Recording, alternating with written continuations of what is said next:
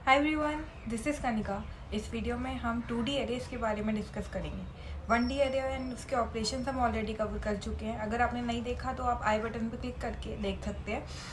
And 2D arrays के बारे में हम डिस्कस करेंगे कि कैसे डिक्लेयर करते हैं, कैसे काम करते हैं इंटरनली।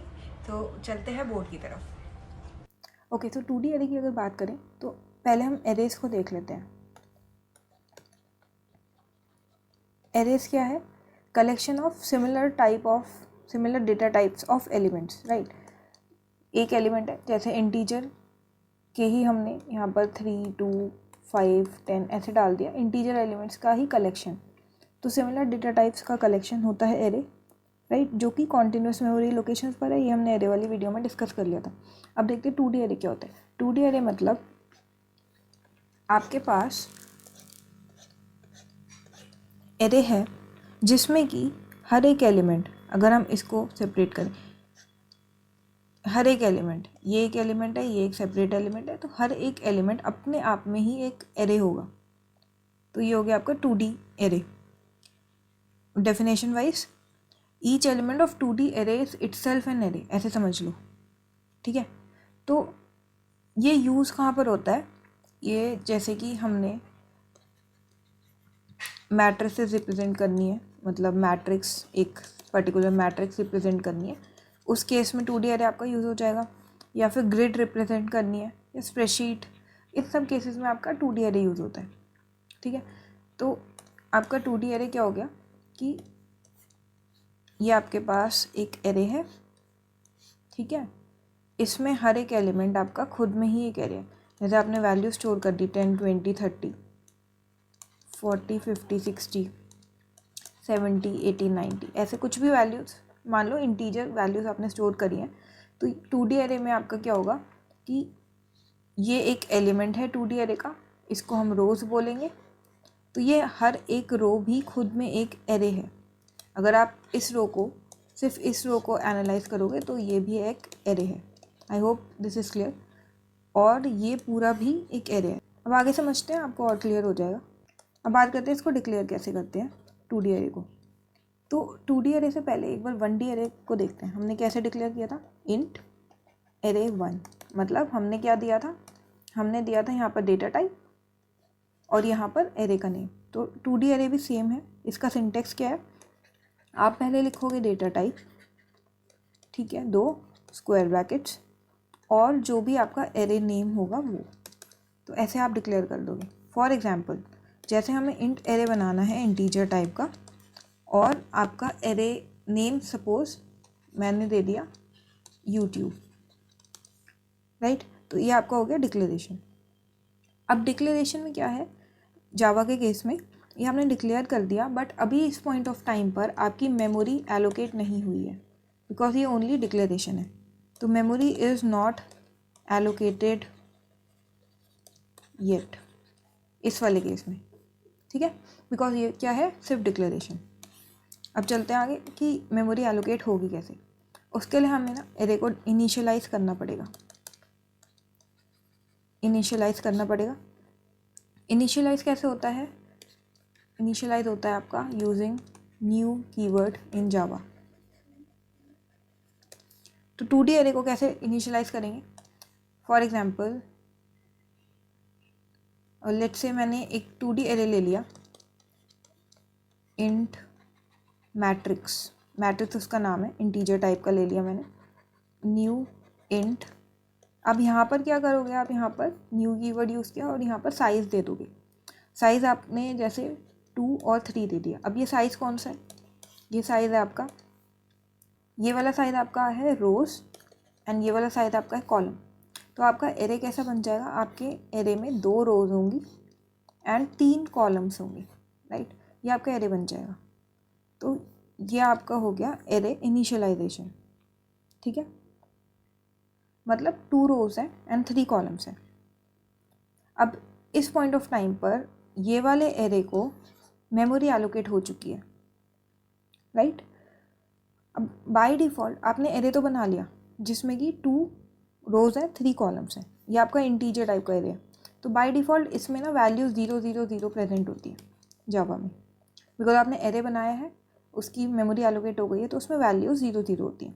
सिमिलरली अगर आप यही सेम केस बुलियन एरे बनाते हो, आपने सपोज़, मैं बता देती हूँ एक बारी कैसे डिक्लेयर करेंगे और इनिशियलाइज करेंगे। आपने बनाया बुलियन एरे, लेट्स से कोई भी फ्लैग नेम दे दिया, अभी array name is flag and new Boolean, और यहाँ पर आपने 2 and 3 दे दिया। अब आप देखोगे सिंटेक्स एग्जैक्टली सिमिलर है इसके जैसा, ठीक है। बस यहाँ पर डेटा टाइप मेंशन करना है, यहाँ पर डेटा टाइप मेंशन करना है, यहाँ पर एरे नेम आपका चेंज हो गया। मैंने एक एरे बनाया है बुलियन टाइप का 2x3 का, जिसमें कि 2 रोज़ हैं 3 कॉलम्स हैं। अब ये एरे आपका कुछ ऐसा दिख जाएगा, ठीक है। अब क्योंकि ये इनिशियलाइज हो चुका है, हमने कोई वैल्यू असाइन नहीं करी है, तो बाय डिफ़ॉल्ट इसमें सब में फॉल्स होगा प्रेजेंट। तो ये आपको याद रखना होगा कि अगर आप कोई भी एरे इनिशियलाइज करते हैं जावा में, तो बाय डिफ़ॉल्ट उसकी वैल्यू, डिफ़ॉल्ट वैल्यू इनिशियलाइज किससे होगा, वो एरे 0 से, अगर इंटीजर टाइप का है तो, एंड बुलियन का है तो वो फॉल्स से इनिशियलाइज होगा, ठीक है। तो ये हमने बात कर ली थी कि कैसे इनिशियलाइज करेंगे।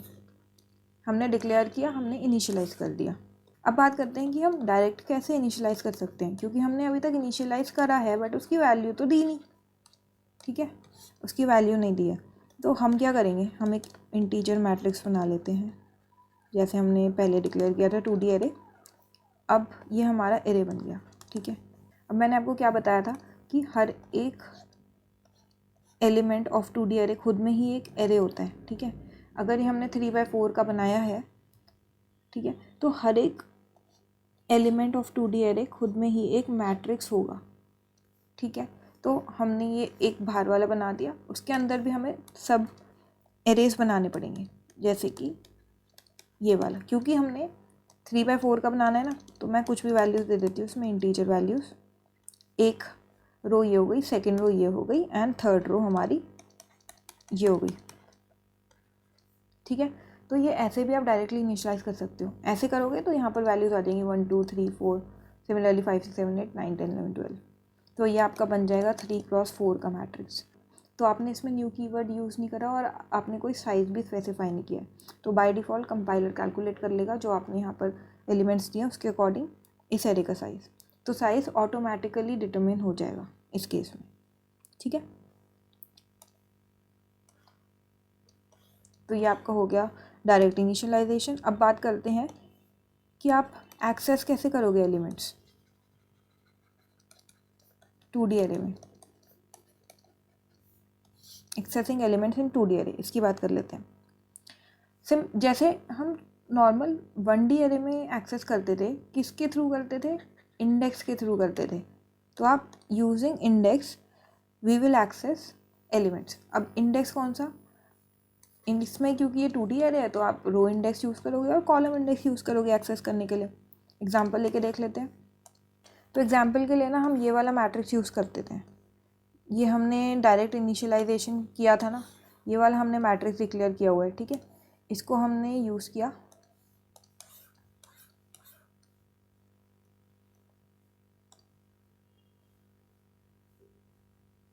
ऑलराइट। तो अब ये हमारे पास मैट्रिक्स आ गया। अब आपको क्या करना है, आपको एक्सेस करना है लेट्स से जो भी आपका फर्स्ट रो पर है और जो आपका सेकंड कॉलम पर है, ठीक है, वो आपको एक्सेस करना है, ठीक है। इसमें इंडेक्सिंग कैसे होती है उसकी बात कर लेते हैं।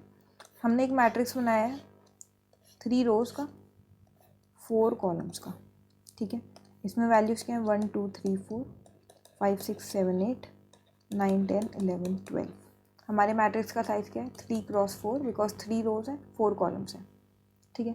अब इंडेक्सिंग कैसे होगी, जैसे हमारी 1D एरे में होती थी, 0th रो 0th कॉलम, क्योंकि हम पहले रो और कॉलम, रो एंड कॉलम ऐसे लिखते हैं इंडेक्सेस हर एक पर्टिकुलर सेल का।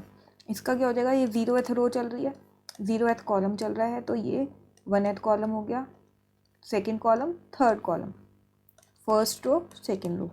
तो अब इंडेक्स कैसे हो जाएगा 0 0, ये 0 रो चल रही है, first column, 0 row second column, 0th row third column, similarly first row 0th column. तो ये वाला जो मैं लिख रही हूँ ना, ये आपका क्या है, पर्टिकुलर सेल का इंडेक्स। तो अब आपको क्या एक्सेस करना है, फर्स्ट रो सेकंड कॉलम। तो ये वाला एलिमेंट एक्सेस करना है, लेट्स से आपको 7th एक्सेस करना है, तो आप इससे यूज़ करके एक्सेस करोगे। ठीक है, तो आपने मैट्रिक्स डिक्लेयर किया, अब क्या करोगे, इंट वैल्यू हमने कोई वेरिएबल ले लिया, उसमें वेरिएबल क्यों लिया, बिकॉज ये इंटीजर वैल्यूज़ हैं जो ये मैट्रिक्स का सेल रिटर्न करेगा। कौन से रो पे, फर्स्ट रो पे सेकंड कॉलम पे, ये एक्सेस करना था ना हमें। तो जो भी ये फर्स्ट और सेकंड कॉलम पर मैट्रिक्स की वैल्यू होगी which is 7 in are case, ये रिटर्न होगी इंटीजर वैल्यू, उसको कहीं स्टोर करना पड़ेगा, इसलिए हमने एक वेरिएबल ले लिया इंट वैल्यू।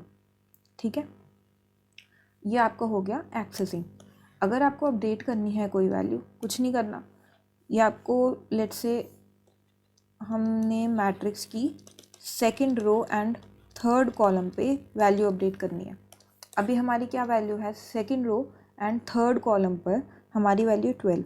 ठीक है, आपको अपडेट करके लेट्स से करनी है 100। तो इस केस में आपकी value second row third column पर 100 वैल्यू हो जाएगी। ठीक है, तो ये आपका हो गया update. I hope accessing and updation clear है 2D एरे में कैसे होता है। ठीक है, अब बात करते हैं ट्रैवर्स कैसे करेंगे, ट्रैवर्सल।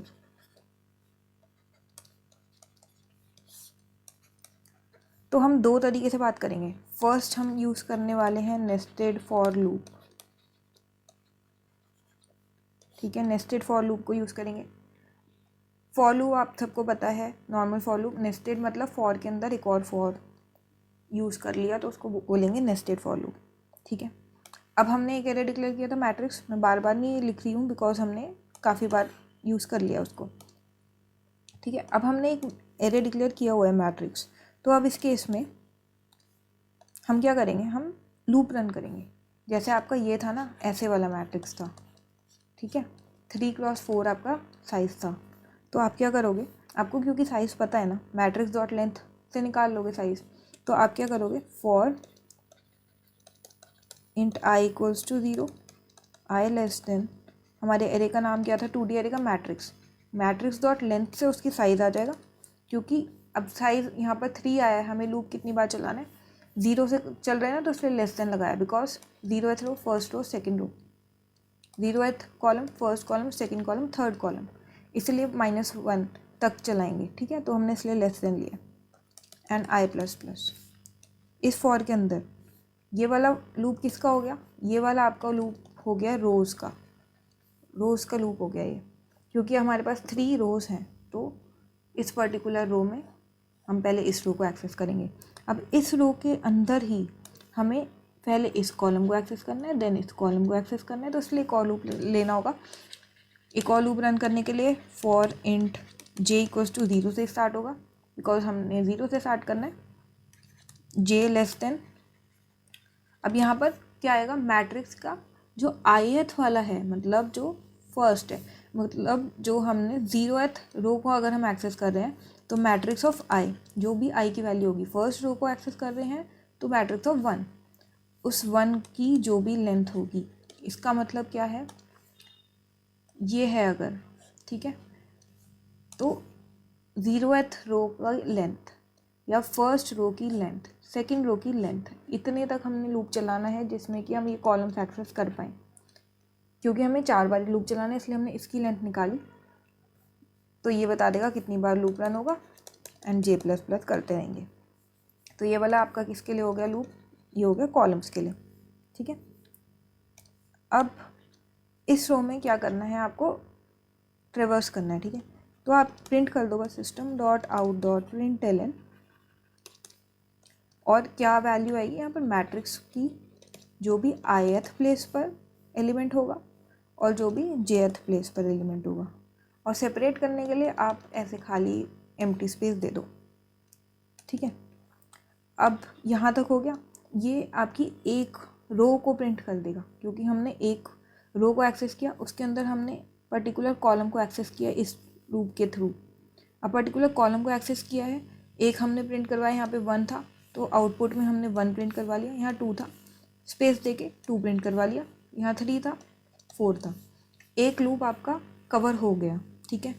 J0 से लेके आपका 4 तक आके ब्रेक हो जाएगा।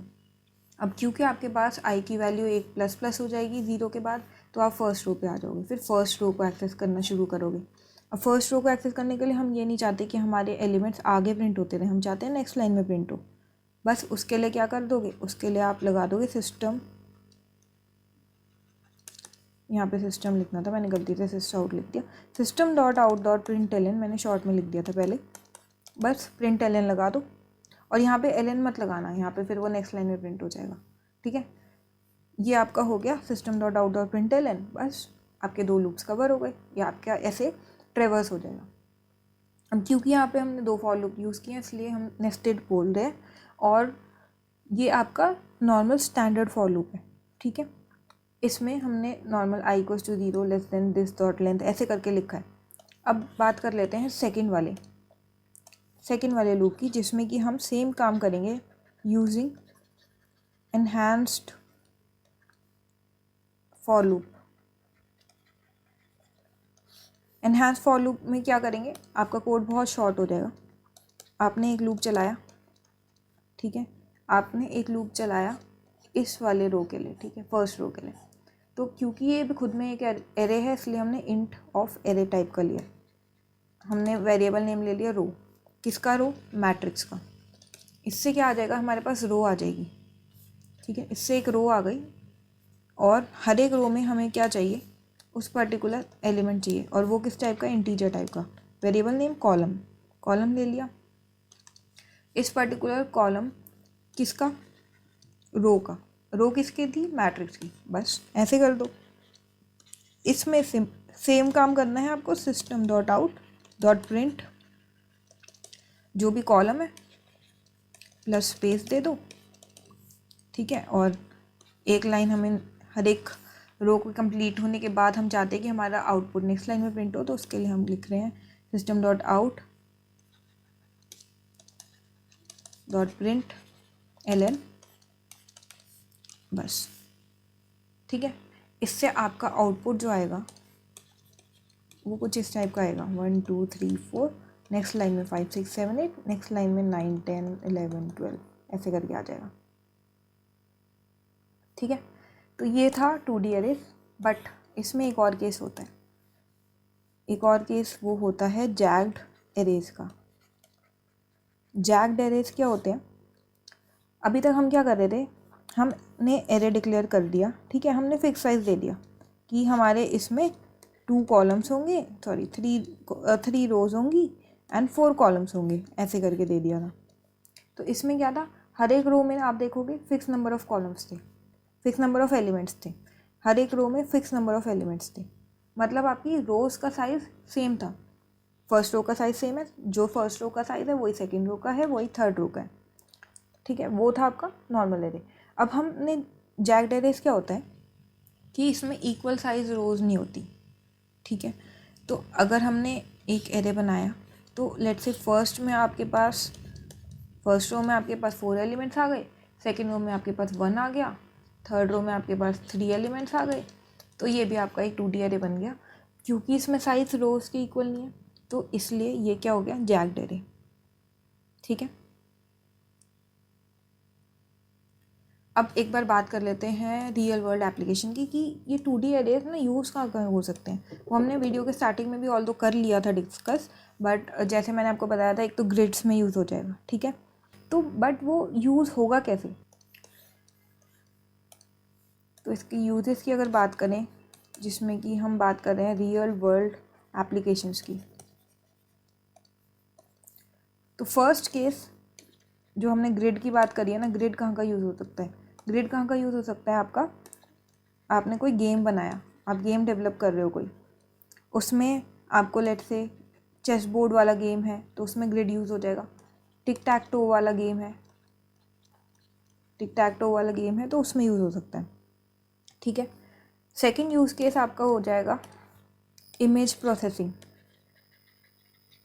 कोई भी इमेज है ना, उसके आपको पिक्सल स्टोर करवाने हैं। पिक्सल वैल्यूज़ किस में स्टोर होंगी, पिक्सल वैल्यू तो आपकी स्टोर होंगी in the form of rose and columns, तो वहाँ पर आपको 2D अरे की रिक्वायरमेंट होगी, 1D अरे से नहीं हो पाएगा. So that is by image processing. और थर्ड यूज़ केस आप बोल सकते हो कि आपको चाहिए स्प्रेडशीट्स में यूज़, हमने जो डिस्कस किया था स्टार्टिंग में, डेटा टेबल्स में.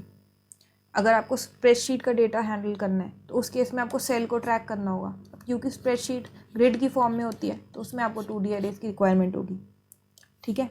सिमिलरली ग्राफ को रिप्रेजेंट करना है आपको. कोई भी ग्राफ है, कोई भी ग्राफ ले लो, ठीक है, नोड्स कनेक्टेड हैं, इसको रिप्रेजेंट करना है.